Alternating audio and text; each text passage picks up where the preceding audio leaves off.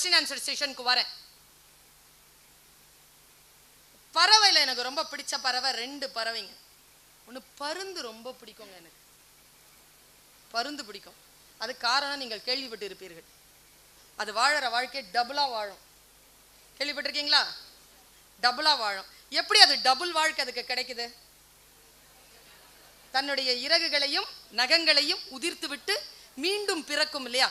அதனால் எனக்கு பருந்தை பிடிக்கும். அடுத்து ஒரு பறவையை பிடிக்கும். அதுக்கு பேரு பார்வோன் ஸ்வாலோ.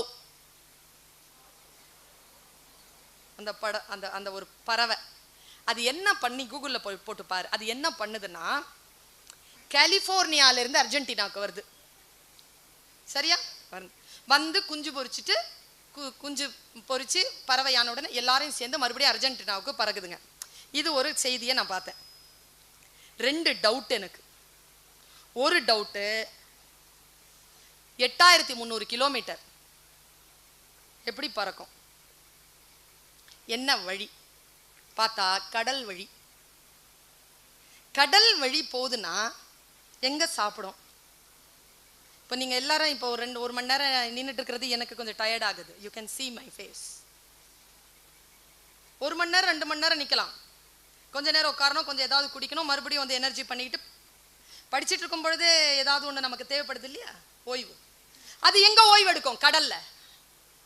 அது என்ன சாப்பிடும்? கூகுள் பண்ணி பார்த்தா ஒரு மிகப்பெரிய ஒரு விஷயம் எனக்கு கிடைச்சது. தெரிந்தவர்கள் நினைவுபடுத்திக் கொள்ளுங்கள், தெரியாதவர்கள் தெரிந்து கொள்ளுங்கள். அது என்ன பண்ணோம்னா, 8300 கிலோமீட்டர் 8300 கிலோமீட்டர் 16600 கிலோமீட்டர் பறக்குது. சும்மா இல்ல, பறந்து போகுது. ஃப்ளைட்ல போகல, பறந்து போகுது. சிறக அசைச்சு பறந்து போகுது. 16600 கிலோமீட்டர் பறந்து போகுது.